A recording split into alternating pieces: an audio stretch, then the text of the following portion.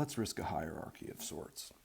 Recall what we were up to in Chapter 5 of Seminar 18, and let's see if we can stratify some of these communicative layers, these discursive layers that we see Lacan building out of in Chapter 5 and really carrying forward into the subject of this lecture, Chapter 6. In this communicative discursive hierarchy, at the base, and if you want to get out a sheet of paper and write 5 lines or 6 lines and have them stacked on top of each other, you'll be able to start seeing this hierarchy come into focus. You might even draw it as a pyramid if you like. But at the base of this structure, you would have language as we have defined it and as we continue to work with it here in this series. Lacan's understanding of language as a differential yet iterative and thus normative system of signifiers. Typically words, but Lacan prefers signifiers because words are a subset of the signifier. But here he's making a lot of writing, so it's no coincidence that he's oftentimes allowing his standard normative understanding of signifiers to slip in to this new term, words. Words, as signifiers, become the next layer, atop language. Words are those things of which language is comprised. And as Lacan puts it in Chapter 5 of Seminar 18, words are what writing represents. It's an interesting way to figure this, but we have a language as a differential, iterative, and thus normative system of words. Words which can be isolated, discussed, and linked up with other ones in commentaries. Now, atop words, you have writing, this field of communicative experience that represents words. And in writing, we have 2 different types of writing. First, though, writing. What are we talking about here? It's a spectrum of sorts, and I would suggest that it here stretches between what Lacan calls the printed text and what Lacan calls pure writing. These are taken from Chapter 5, so check out our previous lecture on this. The printed text is a normative, meaningful, written word, series of words. It radiates easy, familiar meanings. Meaning, let's be clear, when it comes to the printed text, is evident from the Latin ex videre, that which shows out. It evinces meaning. Meaning flows from it, and it's readily accessible. One of the examples we had in our last lecture was Lacan's subversion of the subject and the dialectic of desire essay, minus all the graphs, formulas, math themes, algebraic symbols. If you subtract all that, what you have is a printed text. And again, you might say, bro, that does not radiate meaning to me. The printed text alone is highly enigmatic. He'll come to that in Chapter 6 and address that very issue. But think about this as the standard written word that leaps off the page at you when it appears in a language in which you are fluent. That's the printed text.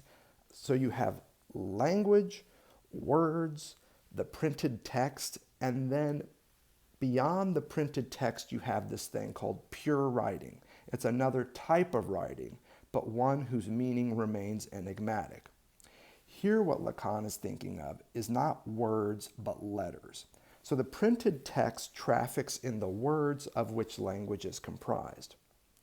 Pure writing traffics in the letters of which many words are comprised, but not at the level of the word. At stake in pure writing, as we've discussed, is not words, but letters.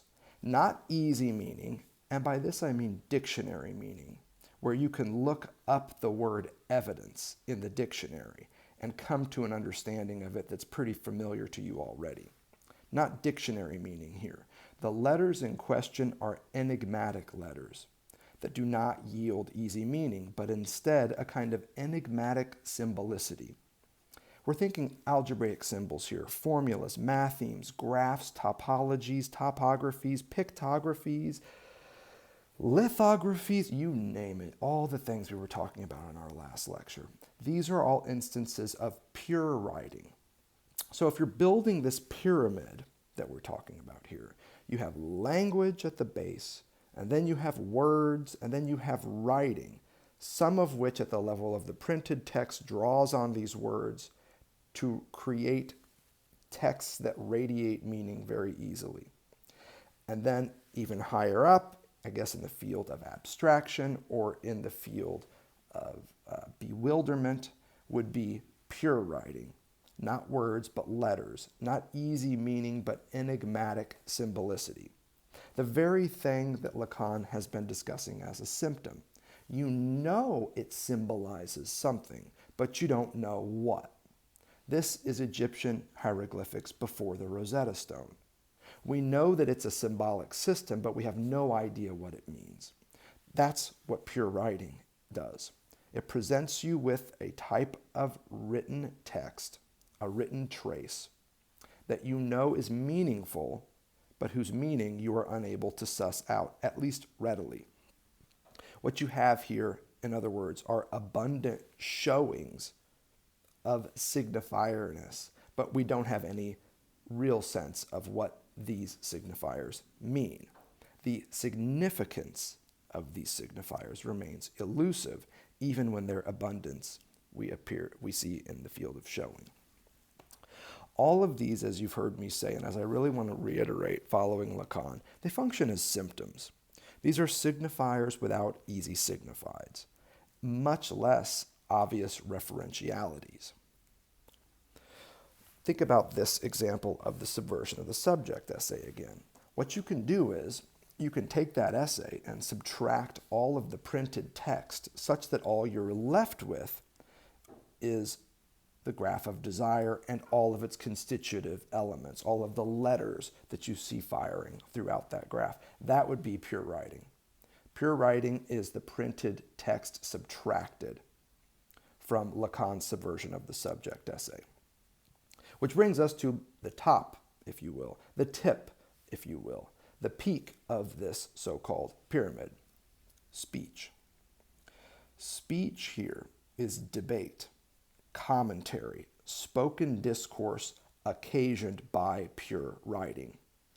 If pure writing has abundant showing but elusive significance, speech occasioned by this pure writing doesn't deal with showings but with provings. And recall what Lacan was doing with this in chapter 5. He really wants to say that when you are confronted with a pure written text, what you have to do then is start talking about it. You have to debate it. It requires commentary. And this is where speech comes in. Speech is occasioned by pure writing, which is at the outer limit of the written form, which typically traffics in words that comprise language. So that would be the hierarchy of discourse, of communicative practice that we were working up in our last lecture. It's a risky move to put this hierarchy out, but I also believe that it's a clarifying one, because it suggests that where Lacan really wants to be and where he wants to focus attention is at the top of this pyramid, where he's working the relationship between pure writing as an enigmatic text and speech, commentary, his so-called teaching, which is exactly what we're studying here, a transcription of things he said, typically in response to and atop various forms of pure writing in his own work. So let's emphasize that. Let's be clear about this. The primary stake for Lacan in the middle chapters of Seminar 18 is the relation between pure writing, the field of showing, and spoken discourse, the field of proving. So consider, for instance, his riff on his essay on the purloined letter. It's right where chapter 6 starts. If you've got the PDF that we're working with in front of you, it's pages 98 to 99. What I indicated to you could have, for some who have taken the trouble, allowed there to be advanced directly in a text like this. Here he's talking about his essay on the purloined letter. Most of the articulations that I will perhaps have to develop, to unfold, to construct today, As you are going to see, and what I'll do is I'll read this so that you can hear emphatically this juxtaposition between seeing text and hearing Lacan's commentary. Check this out. As you are going to see, if you do not mind, in a second phase, in other words, after the writing and the printing of this essay, there comes a second phase. After having heard what I will more or less have succeeded in saying, here we are in the field of speech as commentary on a text that's already been written. It was in fact well and truly written there, and not simply written there, with all and the same necessary articulations, those that I believe I have to take you through. So then everything that is there is not simply sieved and bound. It is clearly made up of signifiers that are available for a more elaborate meaning. And that's the thing about pure writing. These are signifiers that are available for a more elaborate meaning delivered in the field of speech. That, Lacan continues, in short, of my teaching, my own, that I can say is without precedent other than that of Freud himself. So the more elaborate meaning that Lacan would like to bring to this written text, however enigmatic it currently stands, and that's his point here, is that it's an enigmatic text according to a lot of people. The meaning he will bring to this in the field of speech is what he understands as his teaching, namely the seminar that we're reading right now, second only to that of Freud himself, and precisely insofar as it defines the previous one, Freud's teaching, in such a way that one must read its structure in its impossibilities. So, if you listen to Lacan's teaching in the seminars that he's verbally delivering here on Freud, you can return to Freud's teaching in the field of the written text and understand this written text as a form of pure writing in which you can read impossibility. Now, what that means, what this impossibility is partly what we're getting at here. Continuing on. Can one say that, properly speaking, for example, Freud formulated this impossibility of sexual relationships? There's the impossibility that appears to be at stake. Not as such. I am doing it simply because, and after all, it is very simple to say, it is written everywhere. It is written in what Freud wrote. It only has to be read. Only you are going to see later why you cannot read it. I am trying to say it, to say why I, for my part, do read it.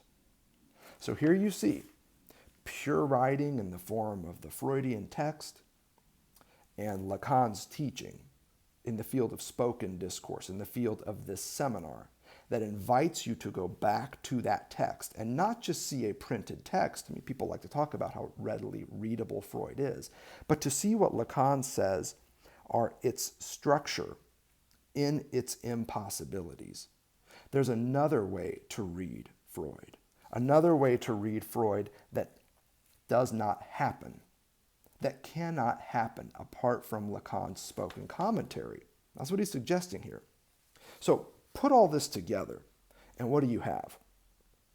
You have Lacan's spoken commentary on an enigmatic essay of his on the purloined letter, this enigmatic story by Poe about a letter, an epistolary text, whose meaning escapes all who touch it. Now think about this. So Poe writes the purloined letter. It's a story about an epistolary text known as a letter that circulates around, and whoever touches it doesn't get its meaning. The king doesn't get its meaning. The minister doesn't get its meaning. Everybody's missing the meaning of this letter when it arrives. The queen knows the meaning, She ain't alone. But Lacan then writes an enigmatic essay about a detective story about an enigmatic letter, publishes it in an enigmatic book called EURIAS, and then here in Seminar 18 is going to offer some commentary on it. Commentary that points us ultimately, he's saying here, back into Freud's enigmatic text. So you see the layers of bewilderment that pure writing introduces, whether it's Poe's or Lacan's. And the purpose of spoken discourse at the level of Lacan's seminar here, at the level of his teaching, is not just, and I might even say not even, to clarify the meaning of these enigmatic texts, but instead to point you to the dead navel at the center of each of these texts, the spaces that can't be read, the spaces that do not mean, the field of impossibility within the printed text. That's what pure writing is. It's a discursive form whose effect is impossible because it defies ready, easy, normative forms of meaning making. Now we go on citing examples. This one, I think, is the big daddy in the room, where he starts this seminar with the purloined letter and his commentary thereon, and all the metaphorical use of seeing and hearing, speaking and reading that you see here in these pages we just read. But you could, if you're a mathematician, you might prefer Lacan's spoken commentary on the, quote, diverse alphabetic lots, Greek letters, German letters, these are the ones he has in mind, in logical mathematical research. If you like math, he's got you covered as well. Pure writing in the form of the diverse alphabetic lots, he calls them. Greek letters, German letters, on which mathematical research, radical mathematical research at the level of the formula unfolds. It's here in Chapter 6 of Seminar 18 as well. I'm not a mathematician, nor is Lacan. You probably aren't either. So let's stick with this example that he gives us, with its emphasis on impossibility as we start edging towards Freud's text. Notice, he starts with the purloined letter, has some stuff to say about it, but don't be fooled. He ain't talking about that. At stake here is Freud's text, Freud's teaching, and the way that Lacan's commentary spoken here is one that allows us to read its structure in its impossibilities. Read the structure of Freud's writing in its impossibilities. Lacan's spoken discourse on Freud's enigmatic writings, this is his wager, it promises to help students read the impossibility of sexual relationships in texts where it is written everywhere, but heretofore illegible. That's the thing about Freud and his writing, according to Lacan. The impossibility of sexual relationships is never explicitly discussed in Freud, Lacan says, but it is written everywhere. But everywhere it is written, up until Lacan's teaching, it has been illegible, unreadable. So you see how Lacan sees his role in all of this. Notice how he returns to this theme a few pages later. This time, however, in reference to Lacan's own writings, namely the EURIAS. And I think this slippage is very revealing. Is he truly indeed talking about Freud's enigmatic writings? This slippage a few pages later from Freud's so-called illegible text to Lacan's so-called illegible text, I think is a suggestive one. If you've got the PDF in front of you, it occurs about 7 pages later than the passage we were just reading. Plenty of time for Lacan to meander about, only to arrive at his own writings. It starts in the PDF on page 107, in the paragraph, "That is the point." Check it out. And again, listen for the different modalities of listening and speaking, seeing and reading. This is the point which, if you would not mind listening to me again, I am going to try to develop. Like many people, I am saying it to you right away because there are worldly people, the only people who are capable of telling me what they think about what I palm off on them. It was at a time when my écrit had not yet appeared. They gave me their point of view as technicians, and here he is quoting what they told him. We can't understand anything in it, they told me. Note that this is quite something. Something that one understands nothing about is full of hope. It is the sign that one is affected by it. It is a good thing that they understood nothing about it, because one can never understand anything except what, of course, one has already in one's head. But anyway, I would like to articulate it a little better. It is not enough to write something that is deliberately incomprehensible, but to see why the unreadable has meaning. So you oftentimes hear people ask, why does Lacan make his writings so difficult? Why does he make everything so tough? Here is one answer to that question. If you were to encounter a Lacanian text and feel like you understood everything about it, it wouldn't be a radical text by his logic.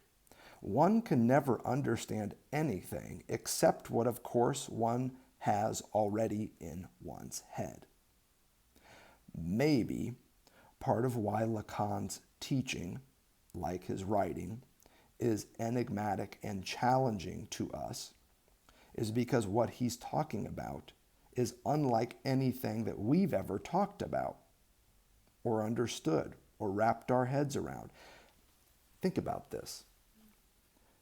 His wager here is that if a text was readily legible and it radiated meaning the way a printed text did, it would not be a radical text, and its meaning would not be radical by extension. He continues along these lines. I would point out to you, first of all, that our whole business, which is the story of sexual relationships, is it not, revolves around the fact that you may think that it is written because, in short, this is what was discovered in psychoanalysis. We were all the same, clearly referred to a writing. The Oedipus complex is a written myth. And I would say more. This is very exactly the thing that specifies it. One could have taken precisely anyone at all, provided it was written.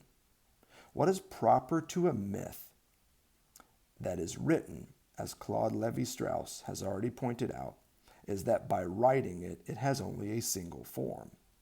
What is proper to myth, as the whole work of Lévi-Strauss tries to demonstrate, is to have a great deal of them. This is what a written myth constitutes as myth. So he passes very quickly into myth, into written myth. And I'd suggest this is precisely the part of Freud's text that Lacan wants to focus on. So yes, he flits into his own enigmatic writings, but here we're back at the place in Freud's printed text where we see pure writing, namely in the field of myth. And that's a pretty odd thing to say, but let's see if we can back it up. So then, Lacan continues, this written myth might very well seem to be the inscription of what is involved in sexual relationships. I would like all the same to point out a certain number of things to you. There you are. The fact is that it is not a matter of indifference that I started from this text. The fact is that if this letter on this occasion may have this function, this feminizing function, now he's back to talking about the purloined letter. Is that not so? It is with respect to what I told you about the fact that the written myth, the Oedipus complex, is designed very exactly to highlight for us that it is unthinkable to say, the woman, la femme. Why is it unthinkable? Because one cannot say all the women. One cannot say all the women because it is only introduced into the myth because of the fact that the father possesses all the women, which is manifestly a sign of an impossibility. So there you have it right there. Regardless of what Lacan is doing with his own écrit, regardless of what Lacan is doing with his own feminizing letter that he borrows from Poe, regardless of Lacan's own writing, it is this written myth that props it up, myth as written in the Freudian text. And it looks like the myth in question here is the Oedipus complex. Don't be fooled.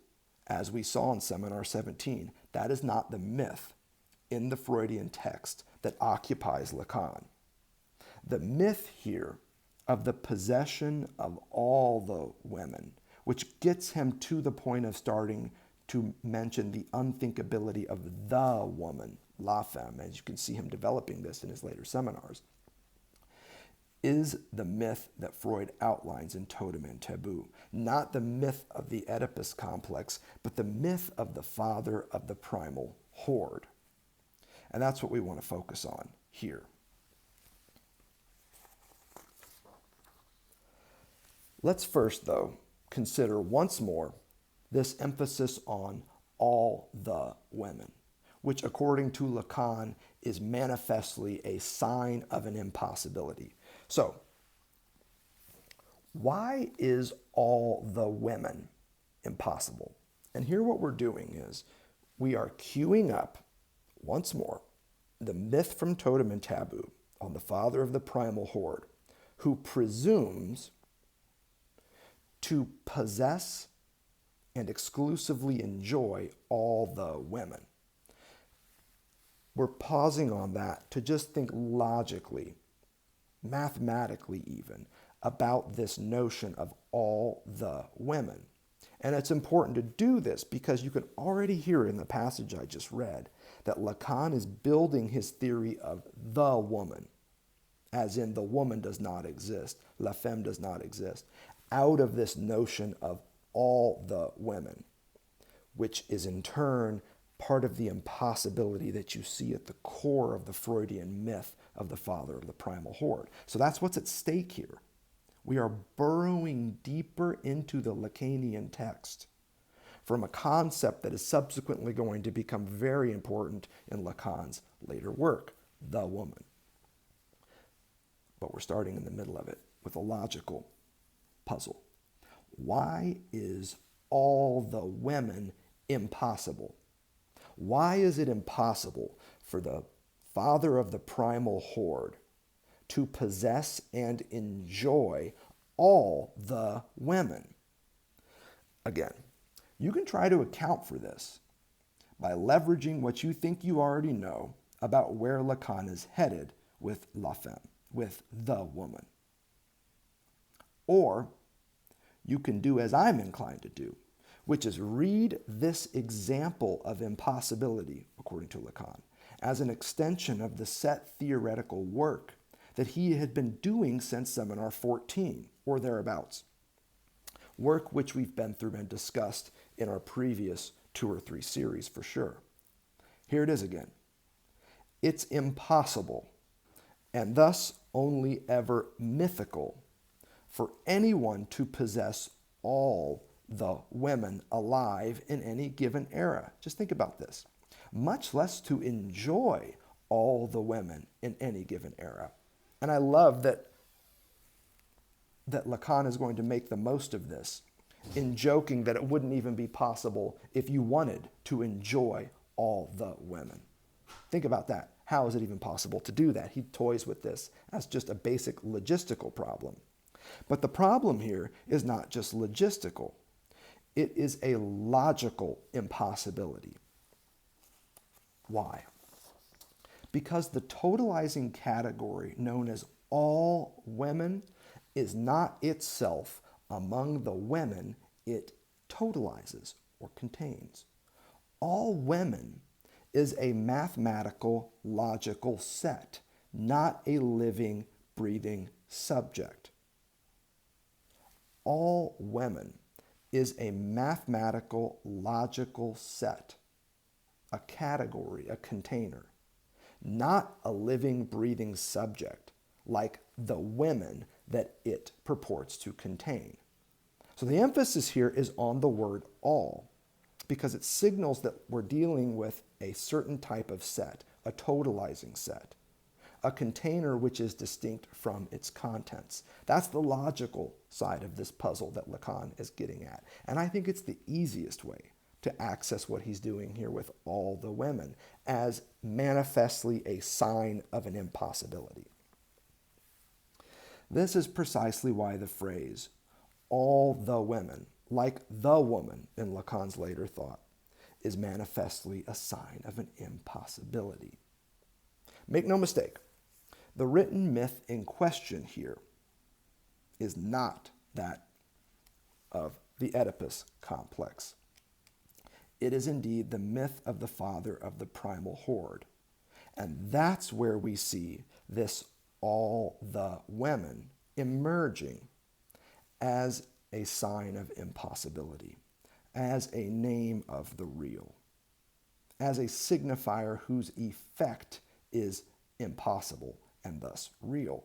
We've been over some of this stuff, so some of this will be review. The written myth here, though, is not the Oedipus complex anymore. We are now able to start talking back into this myth from Totem and Taboo. It's the myth of the father of the primal horde that is printed and discussed in Freud's enigmatic text. And in this myth, we see a name of the real discourse, an impossibility. It's the same myth that Lacan, again, has been commenting on, and I would suggest with a kind of laser focus since Seminar 17. Ourselves as well. Like I said, we've been over this too. The father of the primal horde, here's the myth in a nutshell, is figured as the sole possessor and exclusive enjoyer of all the women, all the mommies. That's the basic myth, is that there was this father figure of the primal horde that was the sole possessor and exclusive enjoyer of all the women. And this was taken to be more or less a prohibition against what else? Incest, attempted union with the mother relative to the sons. In short, it is a prohibition against what we have defined as sexual jouissance.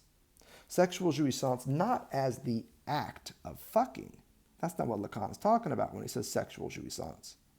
He's talking about fantasies of union, completion, these uteromorphic figurations where we find ourselves united, whole, one with the other. Here, the primary other, the mother. And that's why this comes down as a prohibition against incest. What it really is a prohibition against union. Read sexual rapport. Read sexual relation. This mythical, written, reiterated prohibition against sexual enjoyment. And again, by that I mean sexual enjoyment as a presumed access to uteromorphic, self-completing experiences of wholeness, consistency, and the like. This mythical, written, reiterated prohibition against any presumed access to uteromorphic, self-completing experiences of wholeness, consistency, and the like is the only way that sexual enjoyment can exist. You've heard me say this before. Sexual enjoyment only exists as prohibition, as its prohibition. It's tempting to say it's prohibition, but there is no gap between prohibition and sexual enjoyment. Sexual enjoyment is prohibition.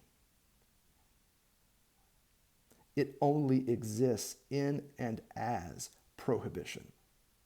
So it's not like it's something separate that is now no longer allowed to occur. It only exists as a prohibition against some presumed access to this thing known as sexual enjoyment. We've been over this. Sexual enjoyment, as such, cannot be written, much less realized. But its prohibition can be written. That's the emphasis here. Sexual enjoyment only exists as prohibition. It can't be written. It certainly can't be realized, but its prohibition can be. Lacan is explicit about this in chapter 6. And by prohibition, I mean the law against the pursuit of uteromorphic bliss. It cannot help, in fact, being written again and again, resulting in what Lacan calls a structural multiplicity. Now, this structural multiplicity part is the important one for us. This other bit gets a little bit puzzling. Sexual enjoyment doesn't exist except as prohibition. As such, sexual enjoyment can't be written. But the prohibition that pronounces it can be written. And it can't help but be written, in fact. And not once, but over and over and over again. Now, I don't think we're ready to discuss why that is. I think we'll get there eventually. Think back to what Derrida says about Freud's unconscious being a writing machine. He works that right out of Freud. Lacan, I think, is acutely aware of that as well. The unconscious is a place in which things are written again and again and again, written and rewritten again and again and again. Link those two up and you'll be on the trail. But it's not the path I want to pursue right now. The path I want to pursue is with this notion of structural multiplicity that results from what we have in this series referred to as the sexual law. That's what we're talking about here. It results in a kind of structural multiplicity, Lacan says in chapter 6. What the hell does this mean? What is this structural multiplicity where we see the law against the pursuit of sexual enjoyment pronounced, laid down? What is the structural multiplicity in and as which the sexual law, namely the normative, foundational, societal prohibition against sexual enjoyment, where does this shit become legible? And not as a printed text, but instead as pure writing. That's the added point that I want to make here. We're not just looking for the place where sexual enjoyment is prohibited in a printed text that radiates easy meaning. Lacan is inviting us in chapter 6 to look for pure writings in which this law can become legible, but only with the addition of some commentary. For those with ears to hear, Lacan has been speaking about this structural multiplicity since the start of chapter 6 in seminar 18. It's a structural multiplicity that stretches all the way back to his early 1960s formulation of the signifier, there is no other, and up into the topology of the subject that we worked up and radicalized in our series on 16, into his theory of discourse in seminar 17, and right here in what in chapter 6 of seminar 18 he starts referring to as a tetrahedric structure. Now, seminar 17, he called it a four-footed animal. Here we have a tetrahedric structure, what he calls, on page 97 of our PDF, a tetrahedric combination with four vertices. Now, we can unpack that, and we will, and you'll see exactly what he's up to here. But this is discourse. Lacan's theory and topology of discourse is the structural multiplicity in which the sexual law is laid down again and again and again.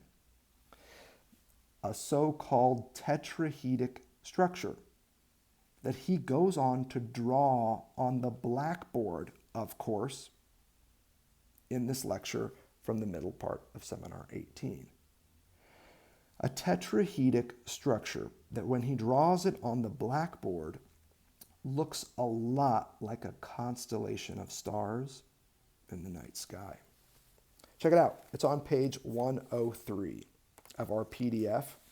And if you're having trouble finding this thing, you'll know it when you see it. It's right in the middle of the page. It looks like the Discourse of the Master, and then he redraws it as a rectangle that looks something like this. It's on page 103 of our PDF. Now, this is the tetrahedric combination with 4 vertices. And do you see the 4 vertices here? They're represented by the 4 arrows in the diagram that I'm showing you, which is founded on what he's doing here in the middle of his chapter 6. The first vertex, the first line that we can talk about here is from the barred subject to the S1 in the Discourse of the Master. We know what this means. It means that the truth of barred subjectivity is the cause and condition for the semblance of mastery that the master coughs up when he addresses some other. There's our second line, or our second trajectory through this 4-parted diagram, from the S1 to the S2. It's the trajectory that we've discussed as addressivity. The master commands the slave, the one with knowledge, to work, to produce. And that production, here represented by objet A, marks a third line in this tetrahedric combo with 4 vertices. We've got 3 vertices up here now. The 4th vertex is the one that we know pretty darn well at this point. It's the way that that production becomes an object of surplus enjoyment for the master's consumption. So the master commands the slave to build him a barn. And that barn then becomes the place where the master holds various parties and get-togethers, in addition to fancy cars and all kinds of things that he stores there when he wants to go out there and work, or presume to work, or play around, or watch his mechanics work on the very cars that he only knows how to drive, not to fix. But this raises a question for us. What about this dotted line on the bottom between whatever is produced by the master's address to the slave and the barred subjectivity that conditioned the master's ability to issue that speech? This dotted line here. It leads me to suggest that in this tetrahedric structure that results from the sexual law laid down, what we see are 2 constitutive aspects, 2 important elements here. First, you have the 4 lines of the circuit that, according to Lacan, follow one another. From barred subject to S1, there's line 1. From S1 to S2, there's line 2. From S2 to objet A, there's line 3. And from objet A back into S1. There is your 4th line in a circuit that follows one line after the other. I don't think, however, that it's the most important part of what we're seeing in this tetrahedric combination with 4 vertices. It's in fact the 5th broken lower line between production and truth, objet A and barred subjectivity. A line that, again, on the very same page, Lacan defines as broken, that warrants our attention. Because it's here that we find the impossible myth of the real father, as we've discussed it in our previous series, but also here. It's here, let me be precise, that we find the sexual law in which sexual jouissance and with it the sexual relationship are all prohibited. The sexual law in which sexual jouissance and with it the sexual relationship are both prohibited. Trying to be as clear as possible with this stuff. It's tricky, to say the least. And it's precisely here, along this broken line, that we see the one, the only, the unforgettable, the immemorable delta of impotence. That little triangle that Lacan introduces in Seminar 17. A delta of impotence between the truth that conditions the semblance of speech and what is produced when that speech is addressed to another. There's a delta of impotence here, a logical obstacle between, and let me even be more precise, desire and truth in lived subjective experience. That is what is at stake, fundamentally with this delta of impotence, that there is a logical obstacle, a broken line, a rupture of sorts, a mountain range, if you want to think of that triangle as symbolic of something insurmountable, between desire and truth in lived subjective experience. And let's just see how sharp we can make this point. Between the commodities that condition our desire for ever more objects of surplus enjoyment. That's what little a there designates. It designates the commodities, the productions, the shit that condition our desire for ever more objects of the only thing that can be produced out of that experience of commodity consumption, namely surplus enjoyment. And remember, surplus enjoyment is not sexual enjoyment. There's a gap between these commodities and the cause of our semblance of agency, the truth, when we command others to produce these commodities for us. There is the logical obstacle. It's between commodity and cause. It's between the commodities that condition our desire and the castrative logic that is the truth, which conditions our ability to command others to produce these commodities for us. The delta of impotence marks a barrier, a logical obstacle, a broken line between these 2 points. This is not among the vertices that Lacan is considering here, except in broken form. And what is this truth that causes me as an effect to assume some sort of an S1, read master, law, command? It's the fact that I'm castrated just like everybody else. You, me, everybody else. That's the truth that the master can't bear, is that they're just as castrated or subject to language, to the defiles of the signifier as the rest of us.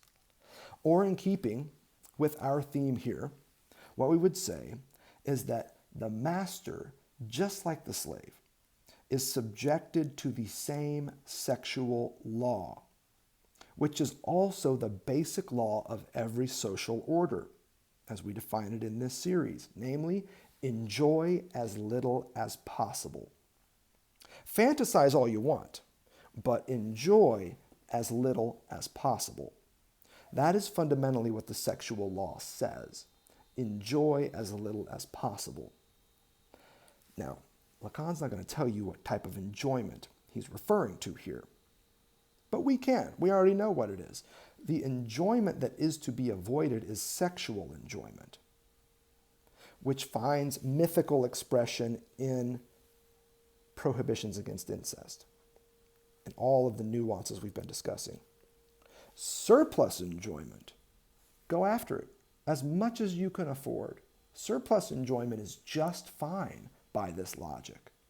The sexual law allows for surplus enjoyment to be cultivated where sexual enjoyment is canceled out. We've been over this in our series on 17, so I'll assume you've got it and keep moving on. The great thing about psychoanalysis in this topic is that we got a name for it. We have a name for this basic social commandment, that says enjoy as little as possible. It's called the pleasure principle. Notice how Lacan ramps up to this. I think in our PDF it's on page 110. In what I believe is arguably his clearest presentations to date, at least with our reading here, one of the clearest, I should say, of the pleasure principle as the sexual law. The passage starts on page 110, and I gotta say, if you only got time to focus on one page in chapter 6, this is the one. If you're looking for a clear, concise, coherent, and accessible introduction to what Lacan is doing with the sexual law as prohibition, and all that he structures atop this is a great page. I would put this page against almost any other page in Lacan's work to date. Page 110 is fabulous. It extends to page 111 as well. And because our goal is to make sense of this stuff, we're going to read it, and we're going to read it together. The passage begins about 5 lines down, after the question, what is it? When what is at stake is to structure, to make function, by means of symbols, the sexual relationship, what creates an obstacle to it? So the sexual relationship cannot be symbolized. There's some obstacle to its symbolization. This is also the point that we've been making about sexual enjoyment. It is not prohibited. It is prohibition. Prohibition is always a prohibition at root against sexual enjoyment, which means union, which means consistency, which means coherence. Because we are always up against the rock, the mountain range, baby, of castration. What creates an obstacle to symbolizing sexual enjoyment vis-a-vis the sexual relationship? Here it is. The reason why the sexual enjoyment can't be symbolized is because enjoyment gets mixed up in it. The sexual relationship cannot be symbolized because sexual enjoyment gets mixed up in it. Can sexual enjoyment be treated directly? Here it is. You've heard it from me. I'm not making this shit up. All I'm doing is reading Lacan. And he says, and I quote, "Can sexual enjoyment be treated directly? It cannot be. And it is for this reason, let us say no more, that there is the word." Discourse begins from the fact that here there is a gap. And here the gap he's referring to is the broken line between the cause of desire that the master experiences, the objects of consumption and the like, that he longs for constantly, and the cause of his ability to speak in the first place, castration, barred subjectivity, this truth. There's a gap between those two, represented by the delta of impotence, which is also where the sexual law is laid down as a prohibition against sexual enjoyment. So you see how all this kind of strings together. Discourse begins from the fact that there is a gap between objet a and barred subjectivity and the discourse of the master. We cannot remain at that. I mean that I reject any position of origin. And after all, nothing prevents us from saying that it is because discourse begins that the gap is produced. So he's caught himself here in a chicken or egg dilemma. I think this is a false dilemma, but he's throwing it out here because he really wants to avoid this discussion. But he cues it up, and I don't want you to stumble into it either. Don't trip about this. The question here is, which came first, the word or the gap?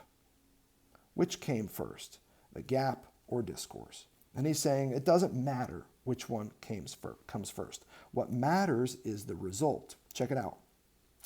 It is a matter of complete indifference for the result, which one came first. What is certain is that discourse is implied in the gap, and since there is no meta-language, it cannot get out of it. The symbolization of sexual enjoyment, as is made obvious by what I am in the process of articulating, is the fact that it borrows all its symbolism from what? From what does not concern it, namely, from enjoyment insofar as it is prohibited by certain confused things. Confused, but not all that much, because we have managed to articulate it perfectly under the name of pleasure principle, which can only have one meaning: not too much enjoyment.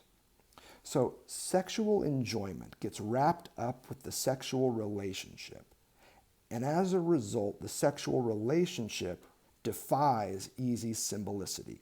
There's an obstacle to bringing symbols to the sexual relationship that sexual enjoyment poses. The question then is, where do we see symbolization of sexual enjoyment? Where does it borrow its symbols from? If it does not have a symbolism attached to it, where does it borrow its symbols from? It borrows them from the field of prohibition, well represented by what we describe as the pleasure principle, which has only one meaning: not too much enjoyment. And what I would say is, I prefer the definition enjoy as little as possible to this. But the same point is being made here. Enjoy as much surplus enjoyment as you can handle. But don't cross over that line into sexual enjoyment. In fact, you can't cross over into that. You can't cross over into that field. It doesn't even work that way. All you have is another trumped up version of desire known as surplus enjoyment. Check it out. What would happen? Lacan wants to think through this impossibility of crossing over into surplus enjoyment. Into sexual enjoyment. Because the stuff of every enjoyment is close to suffering, this is even how we recognize how it is dressed up. If the plant was not manifestly suffering, we would not know that it was alive. Now, you heard about what Lacan was doing with the plants in Seminar 17. I believe it's page 77, and 100 pages later, page 177, that you can get some of this. Around the plant's jouissance, about which we know nothing. We can see the plant, but we know absolutely nothing of its jouissance or lack thereof. It is clear then that the fact that sexual enjoyment only found as a way to structure itself the reference to prohibition as named of enjoyment, but an enjoyment which is not the one, which is this dimension of enjoyment which is properly speaking a fatal enjoyment. In other words, check it out, that sexual enjoyment takes on its structure from the prohibition laid on the enjoyment directed at one's own body. Namely, very precisely at this crunch point, the frontier where it is close to mortal enjoyment. And it only reconnects with the dimension of the sexual by bringing a prohibition to bear on the body, from which one's own body emerges, namely the body of the mother. So that prohibition is leveled against your body, but also the body from which your body emerged, namely the mother. It is only in this way that there is structured, that there is connected up in discourse what alone the law can contribute to it, what is involved in sexual enjoyment. Now, I realize this stuff is complicated. I do, however, believe that it is wildly important that we keep at it, because we are now starting to cut to the conceptual bone of Lacan's thought, especially around the real. Sexual jouissance, sexual enjoyment, is a real, impossible effect. It's an impossibility that is structured and effected by the pleasure principle. It's not some alternate to surplus enjoyment, as enabled and encouraged by the pleasure principle. It's something that is an impossible effect of the pleasure principle itself. That's what we're working on here. That's what we've been working on here, around discussions of the name of the real, and around what could potentially be a discourse that is not a semblance, namely a real discourse. We are still precisely on the path that we began with Seminar 18. Where then? Where exactly, and I want to know just how close we can get to this thing, where exactly do we see the impossible, the real, the truth named in all this? You see, I'm not looking for the real. I'm not looking for the truth. I'm not looking for the impossible. I'm looking for its names. Where is this named in the materials that we've been considering? In the written myth, and that is the only kind that exists, of the father of the primal horde, of course, this is where we see the name. Specifically, in his presumed possession and exclusive enjoyment of all the women. It's here, in this signifier all, A-L-L, that real discourse leaps out at us, and with it, a kind of pure writing, at the level of the part of the written myth in Freud's discussion of the myth of the father of the primal horde, where it's not about sole possession and exclusive enjoyment. It's about this one particular aspect known as the all, the category. Does the myth of the father of the primal horde also say that the father possesses and enjoys the category all the women? Yeah, it does. And that shit is impossible. Notice, for instance, how Lacan shifts from all the women to the woman toward the end of chapter 6. Again, with an eye toward his use of set theory, not reading forward into Lacan, but reading up to this from what he has said so far. His use of set theory to argue, and this is as simple as it gets, that containers cannot be among their contents. That's the limit of his use of set theory in my view. I think the empty set is about as far as he has stretched with set theory. But this idea that containers cannot be among their contents, that's his bread and butter in terms of post-Kantorian set theory. Which is also why, check it out, this is why there can be no other of the other. This is why there's no meta-language. This is how you get those bumper stickers. It's structured atop basic logics in set theory around containers and things contained. Sets and the elements that they include. That's what he's working with here. The key passage for us is on page 111, just after all this stuff that we've been reading. That the word is what establishes a dimension of truth, the impossibility of this sexual relationship, is indeed also what gives its import to the word in the fact, of course, that it can do everything, except be of use at the point where it happens. And here we get to the good stuff. The word strives to reduce the woman to subjection, namely, to make of her something from which one expects signs of intelligence, if I can put it that way. What a dumbass thing to say. You know what he's talking about here? I can't believe he would be so provocative and foolish around this. What he's trying to suggest is that the woman, as a symptomatic, enigmatic, impossible figure, is trying to be transformed from its status as pure writing to merely printed text, one that would radiate meaning. In other words, no longer a symptom, but a mere signifier. And that's what he means, into something from which one expects signs of intelligence.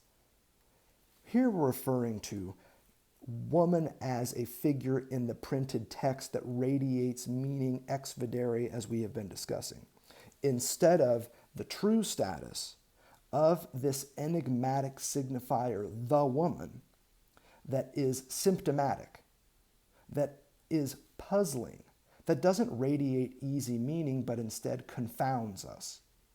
It's just a shame that this is how he's discussing it. It's funny, too, because on one hand, this is a radical anti-misogynistic argument, but then he says some dumb shit like this, which catches everybody's eye and distracts from the point that he's making. This is a feminist argument he's making, but he's saying dumb shit like this that I think is highly problematic.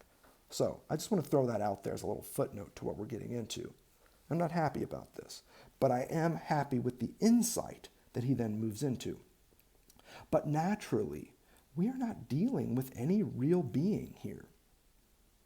To say the word the woman on this occasion, as this text is designed to prove, the woman, I mean the woman in herself, the woman, as if one could say all the women. The woman, I insist, who does not exist, is precisely the letter. Now, this is a weird little sentence that you probably need to read and just look at, because when you just encounter it, the first time you read through this, it's like, what's happening here? Is this an error of translation? Why doesn't this thing read a little more fluidly? He just keeps repeating the woman in all these ways. Study this text, dwell with this passage, and see what you can come up with. Here's how I read it.